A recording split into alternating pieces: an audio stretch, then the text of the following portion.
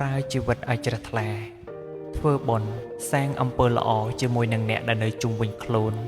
ស្មោះត្រង់នឹងឲ្យតម្លៃគ្រប់គ្នា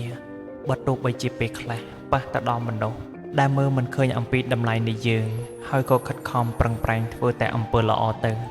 នោះរឿងល្អក៏គង់តែធ្លាក់ទៅលើយើងខ្លួនឯងនោះទេដែលជាអ្នកខិតខំប្រឹងប្រែងសាងល្អបុគ្គលដែលធ្វើល្អរមែងទទួលបានទៅនឹងផលល្អធ្វើល្អបានល្អធ្វើអាក្រក់បានអាក្រក់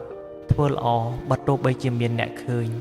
ឬក៏មិនឃើញយ៉ាងណាក្តីក៏អំពើល្អរបស់យើងដកជាប់នៅក្នុងចិត្តរបស់យើងដដែលអំពើល្អមិនរត់ចោលម្ចាស់នោះឡើយអំពើល្អតែងតែថែរក្សាមនុស្សយើងឲ្យជួបទៅនឹងមនុស្សល្អៗជួបទៅនឹងសុភមង្គលនៅក្នុងជីវិតទៅណាមកណារមែងតែសុខនិងសុវត្ថិភាព